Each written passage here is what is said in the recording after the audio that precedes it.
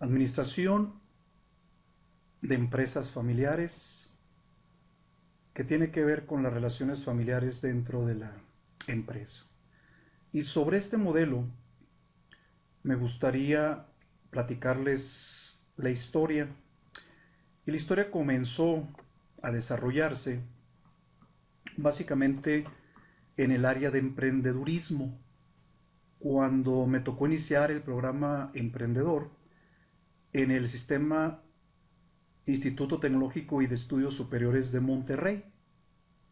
Esto en el año 1985, lo cual me permitió entender el perfil del emprendedor, porque durante muchos años me dediqué precisamente a eso, a fomentar el espíritu emprendedor y darles herramientas a la gente para que iniciara su empresa, que es a lo que nosotros, a manera de analogía, llamamos ginecología empresarial.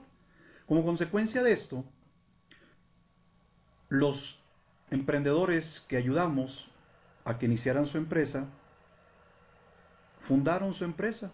Y entonces nos metimos al segundo tema, que fue la pediatría empresarial, que fue básicamente ayudarlos en sus 15 primeros años de desarrollo, desde hombro orquesta hasta etapa operativa 1, etapa operativa 2, administrativo de personas, administrativo de sistemas, que formaran un consejo familiar operativo y en su momento un consejo con consejeros externos.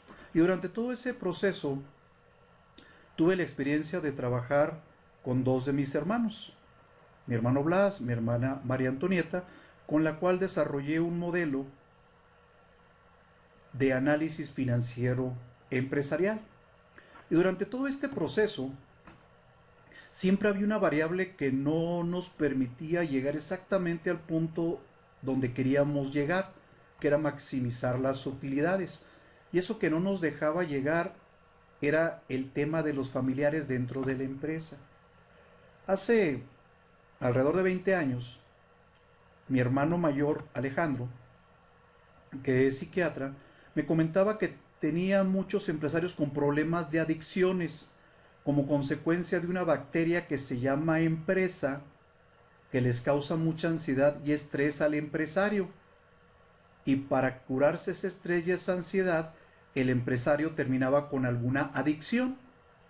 Entonces él me comentaba en alguna reunión familiar que si yo le ayudaba a curar esa bacteria, ese virus que se llama empresa, podía disminuir el nivel de ansiedad y de estrés y con ello quitar la adicción del empresario. Y yo le empecé a comentar que a mí me pasaba algo parecido. Es decir, yo no podía maximizar las utilidades como me dice la teoría económica porque tenía una bacteria que se llama familia, la cual no me permitía llegar al punto donde yo fijaba la meta, porque para llegar a ese punto implicaba coordinarme con el papá o con el hermano, con el hijo, con el primo o con el cuñado o con cualquier otro familiar. Si él me ayudaba a quitar esa bacteria que se llama familia, yo podía maximizar las utilidades. De tal suerte de que de 20 años para acá, mi hermano Alejandro me empezó a dar material sobre cómo manejar las terapias familiares y yo le empecé a dar material sobre cómo hacer los planes estratégicos y los consejos para poder manejar un equipo de trabajo buscando un objetivo meramente económico. Como consecuencia de esta fusión, se desarrolló este modelo entre tres hermanos. Mi hermana María Antonieta, que tiene su doctorado en empresas familiares, mi hermano Alejandro, que tiene su especialidad en psiquiatría, siendo médico general primeramente, y un servidor, que me tocó estar entre estos dos mundos, conciliando intereses de hermanos en pos de un objetivo común. Entonces es muy interesante cómo nosotros en una dinámica familiar de hermanos desarrollamos el modelo Ibarra para poder entender y atender a las empresas familiares y aún así, mejor dicho, las relaciones familiares dentro de la empresa, que al fin de cuentas fue el meollo del asunto, el cual concluimos los tres. Si yo no hubiera tenido este vínculo con mi hermano, con la psiquiatría, con la psicología, con la sociología y con todas las ciencias que durante siglos han tratado de estudiar al individuo como persona, al individuo trabajando en grupo, como es la familia, al individuo trabajando en comunidad, como es una empresa, no hubiéramos podido tener el enfoque el cual les hemos estado presentando. La palabra empresa familiar es una palabra compuesta, lo cual implica que entiendan cómo se desarrolla una empresa y que también entiendan cómo se forma, se constituye y es la dinámica de una familia. Son dos elementos. Y el punto fundamental es la personalidad de la familia que se refleja en la empresa, como consecuencia de la suma de los individuos. Que por más de 20 años venimos estudiando y armando 3 hermanos con este enfoque, para al fin de cuentas presentarles este modelo que eventualmente maneja estos dos ejes, y en estos dos ejes encuadramos la etapa de madurez empresarial, la etapa evolutiva de la familia, para que nos pueda dar una combinación y en esa combinación buscar una solución única para el estadio de familia, de empresa y además relativo a la familia que estamos tratando, porque dos familias pueden estar en la misma etapa empresarial y en la misma etapa familiar. Sin embargo, la personalidad de esa familia va a reflejar un estilo directivo en esa empresa y un ritmo de trabajo. Y eso es básicamente lo que 3 hermanos desarrollamos y estamos compartiendo con ustedes, que nos ven, que nos escuchan, que nos leen, para que tenga un sentido más humano el administrar familias dentro de empresas. Porque luego se pierde y se enfoca todo para tratar de, a través de la empresa, solucionar problemas familiares, siendo que primero fueron hermanos, primero fueron padres e hijos, primero son familia y luego son empresa. Y ese orden tiene mucho más peso en una cultura latina a la cual nos estamos refiriendo. Ahora bien, ya que hablamos del individuo, ya que hablamos de la familia, ya que hablamos de la empresa, ya que hablamos de cómo eso debe de trascender a través de la sucesión, pues no podemos seguir haciendo lo mismo. Tenemos que saber para prever, prever para actuar y actuar para avanzar. Es decir, la idea es que ustedes aprendan a administrar una familia, a administrar una empresa y con ello poder administrar las relaciones de la familia dentro de la empresa, que comúnmente llamamos empresa familiar. Primer punto, prepararme primero yo para ser una persona funcional. Y para ser una persona funcional debo de mantener un balance, que mi plan de vida mantenga un equilibrio en los distintos roles que tengo que jugar en la familia y las funciones que tengo que cubrir en la empresa, para yo poder ser una persona que aporte de entrada un buen ambiente y, si es posible, talento empresarial.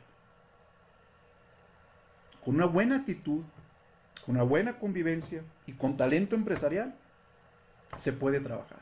Pero primero lo primero, y lo primero es reparar y fortalecer los vínculos afectivos para que al fin de cuentas tengamos una familia funcional. Porque tengo un plan, tengo una estrategia. Las familias no van a ser funcionales al azar. Se tienen que trabajar para que puedan funcionar. Y lo que funciona ahora no va a funcionar mañana, porque la familia evoluciona, porque los integrantes evolucionan. Y si logramos mantener el equilibrio en la familia, podremos entonces consolidar y hacer crecer la empresa, teniendo una administración funcional a través de un plan de negocios. y eventualmente irnos integrando y preparando como accionistas para ir planeando no solo la sucesión de la dirección, sino también la sucesión de la propiedad. Pero además la propiedad tiene que ser una propiedad funcional, porque la herencia puede crear desequilibrios. Y estos desequilibrios van a afectar la toma de decisiones de la empresa y van a afectar el estado de ánimo de la familia y van a empezar a afectar mi actitud y mi salud mental. Por eso es importante que todos estos elementos se vayan manteniendo en ese orden: la persona, la familia, la empresa y eventualmente la sucesión. Así pues, partiendo de la persona, lo que hemos hecho es dosificar la información a través de conocer ese familiograma de lo que platicamos en su momento, el árbol genealógico, y ver cómo este árbol genealógico me afecta en lo que soy genéticamente y conductualmente. Y entendiendo mi pasado, voy a poder entender mejor qué me pasa en el presente. Y si entiendo mi presente, puedo proyectar mi destino, puedo proyectar mi futuro, puedo hacer mi plan de vida. Y si tenemos a todos los familiares con un plan de vida definido, pues por lo menos todo el mundo tiene claro a dónde va. El siguiente punto es si vamos o no vamos juntos. El siguiente tema tiene que ver con la conformación de la familia. Y la familia empieza a conformarse cuando dos individuos se juntan para ser pareja, eventualmente tener hijos, ser padres y administrar la relación de los hijos para que sean hermanos que colaboran, no hermanos que compiten. De tal suerte de que los hermanos es una consecuencia de los hijos, es una consecuencia de lo que los padres hacemos con los hijos, y al fin de cuentas lo que los padres podemos aportar como una pareja integrada para educar hijos, para que se integren a una sociedad, para que se integren a la empresa familiar. Ya que tenemos a la persona y la familia, vamos con la empresa. Y la empresa es importante que entendamos sus etapas de madurez, como hemos dicho, de hombre, orquesta, operativo, administrativo y consejo de administración, y cómo se debe de desarrollar un plan de negocios que toda la familia entienda, que lo entienda la mamá, aun y cuando aparentemente no participa en el día a día de la empresa, o la hermana, dependiendo de las características de la familia. Va a haber gente que va a estar más integrada o menos integrada, y aquí necesitamos que todo el mundo sepa lo que sucede, porque eventualmente son potenciales herederos. Si ya tenemos a la persona, a la familia y a la empresa, ahora sí, tenemos que formar un líder que administre la empresa con esos familiares, que pueda manejar las relaciones familiares dentro de la empresa, familiares con su personalidad y empresa con su misión, con su objetivo, con sus metas, con sus procesos. Y entonces cerramos con un tema muy importante, que son los juegos entre familiares dentro de la empresa. Y los juegos son las manipulaciones, los chantajes, las triangulaciones, todo ese lenguaje que poseemos todas las familias, que sabemos cómo motivar o cómo dañar a un familiar con solo mirarlo, con solo expresarle un gesto, una frase, una anécdota que puede detonar en que truene o puede detonar en que lo motivemos. Pero si no están claros estos juegos, el líder no va a poder hacer su trabajo, porque se va a topar con obstáculos que no siempre son claros ni visibles, pero ahí están, que son los juegos de los cuales estamos hablando. Y si ya tenemos todo esto previsto, ahora sí podemos meternos en el tema de la transmisión de la dirección y de la propiedad. Pero fíjense cómo el tema de sucesión es un tema que se va a dar sí, solo sí, un líder pueda ser una empresa competente, Sí, solo sí, un líder puede coordinar el trabajo en equipo de familiares dentro de una empresa. Y entonces, y solo entonces, el tema de sucesión va a ser un tema relevante.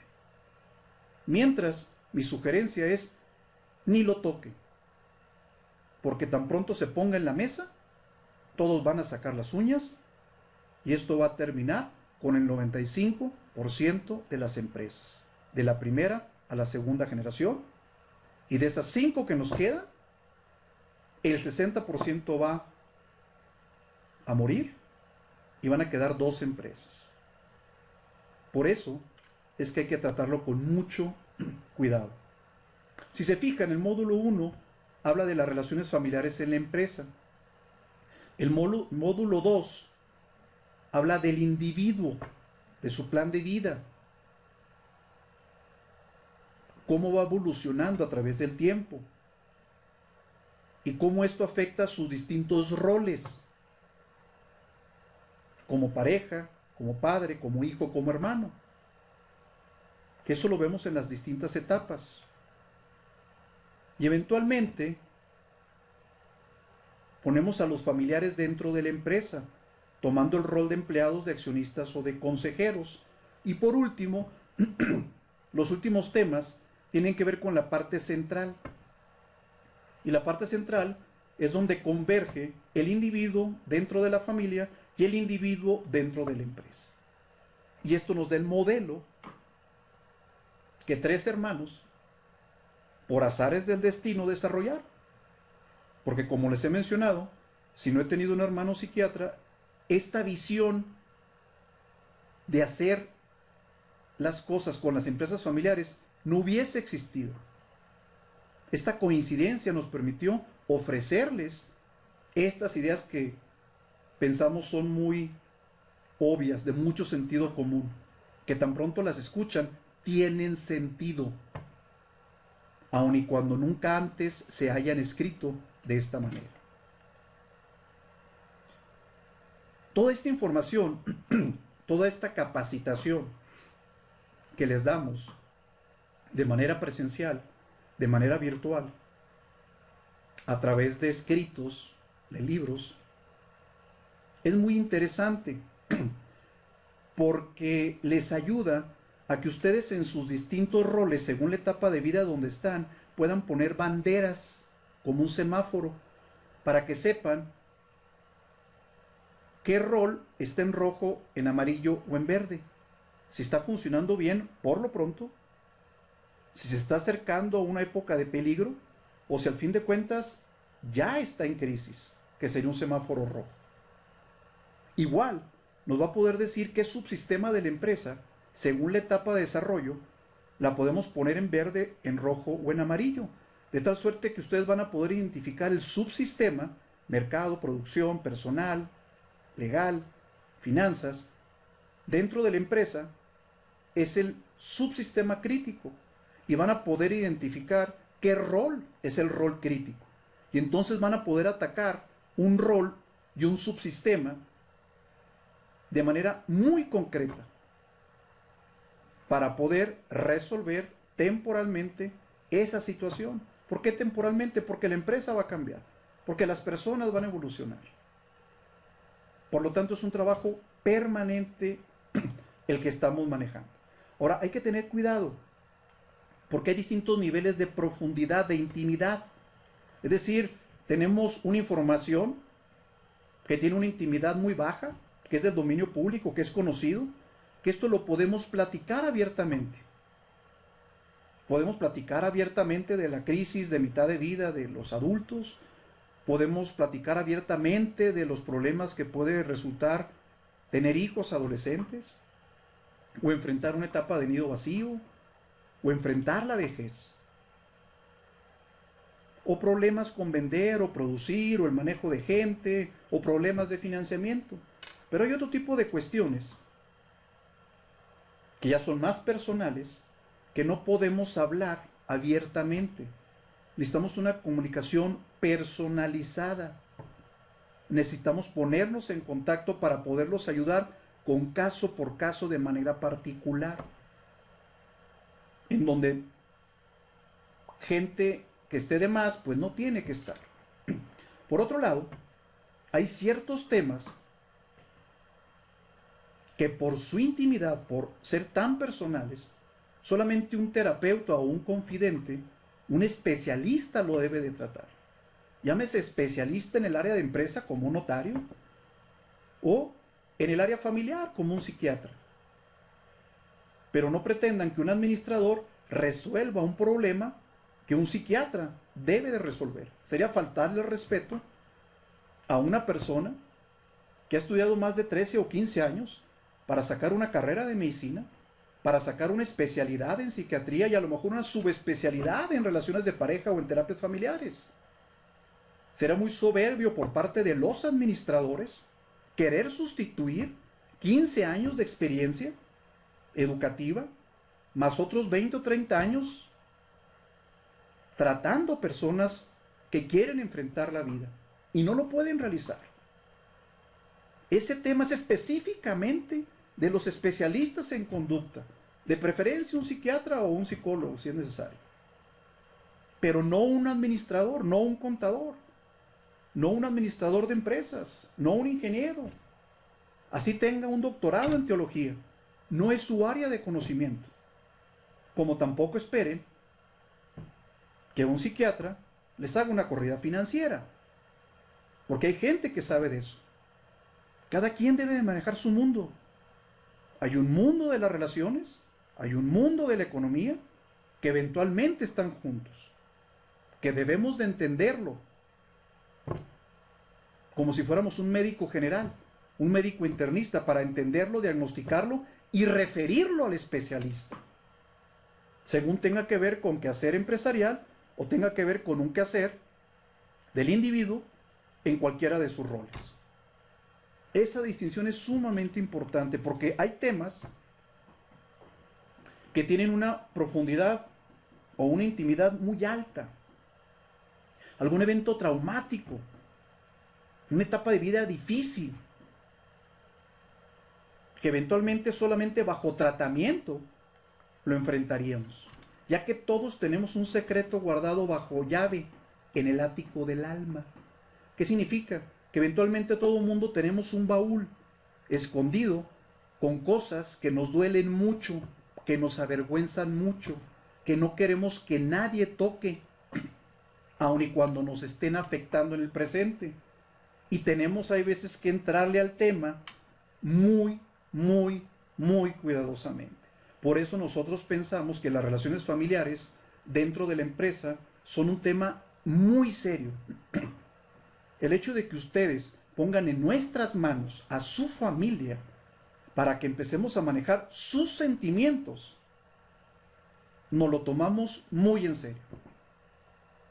Manejar empresa es sencillo, vender es sencillo, producir es sencillo, buscar financiamiento es sencillo, ganar dinero es sencillo. Difícil es reconciliar a dos hermanos. Difícil es integrar a un padre y un hijo. Difícil es manejar el flujo emocional de 15 o 20 personas que están participando en una empresa en distintos niveles de profundidad. Ese es un tema fundamental, muy serio, y que debemos de entender claramente, que en mi caso particular, por meras coincidencias de la vida, tuve la fortuna de meterme por esa área de conocimiento y saber lo que no sé, ya sé hasta dónde debo de llegar y hasta dónde no debo de llegar, aun y cuando lo entienda, no me puedo meter. Y es una recomendación que le damos a todos los administradores, como le damos a los psiquiatras y a los psicólogos, que tampoco se metan en temas empresariales, porque no van a salir bien librados. Porque es importante que ustedes inviertan tiempo y dinero en conocer el manejo de las relaciones familiares dentro de la empresa. Por algo muy sencillo. Porque si no invierten tiempo y dinero en esto, se quedan sin empresa. Si no invierten tiempo y dinero en esto, se quedan sin empresa en el 95% de los casos. Nada más. A lo mejor son el 5% afortunado que lo hace. Pero créanme, cuando uno analiza a ese 5% está ahí porque pidió ayuda, no llegó al azar. De manera formal o informal, pidió ayuda. Por eso es importante que pidan ayuda, porque recuerden que de cada 100 empresas, solamente 5 pasan a la segunda generación y 2 pasan a la tercera generación. Ahorita hay una película que está muy de moda, espero que tengan acceso a ella, se llama Nosotros los Nobles, y habla de cómo un padre de familia, ante una crisis familiar, como fue perder a la madre, se pierde el eje y se le descontrola a toda la familia y tiene que tomar medidas drásticas para reenfocarlas. Digo, obviamente es un tema de entretenimiento, tiene sus temas chuscos, graciosos, etcétera, pero el tema es fundamental, que la gente ubique lo que quiere, que es su plan de vida. Y una vez que eso está claro, pueden convivir en grupo, pueden trabajar en grupo. 95 no lo hacen y solamente 5 lo logran. ¿Y saben cuál es nuestro principal problema? La soberbia. La soberbia es orgullo desmedido.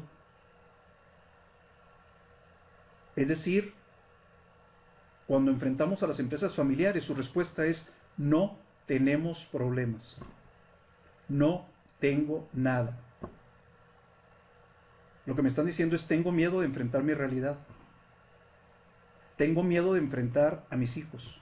Tengo miedo de enfrentar a mis hermanos. Tengo miedo de perder su amor. Prefiero tener una máscara, ocultar lo que realmente está pasando y continuar siendo la familia feliz, que en la primera crisis se desbarata. Insisto, esto nada más pasa en el 95% de los casos. Nada más. Por eso es un tema fundamental que ustedes lo enfrenten y se sensibilicen a eso y suelten ese orgullo y se atrevan a pedir ayuda. Es importante porque mientras ustedes no nos pidan ayuda, nosotros no los vamos a poder ayudar. Dicen los médicos que para que una persona esté enferma hay 2 elementos. Uno, que un médico los diagnostique como enfermos, y otro es que el enfermo acepte su enfermedad. Si el enfermo no acepta su enfermedad, no va a pedir la ayuda. De nada sirve que la gente me diga que soy alcohólico si yo no acepto que soy alcohólico. Hasta que un alcohólico toca fondo y acepta su enfermedad y pide ayuda, es cuando al fin de cuentas empieza su proceso de rehabilitarse. Bueno, pues nosotros los invitamos a que nos ayuden a rehabilitar las relaciones familiares dentro de la empresa, ya que si lo hacen, el reto de formar una familia y hacer exitoso una empresa va a ser más probable.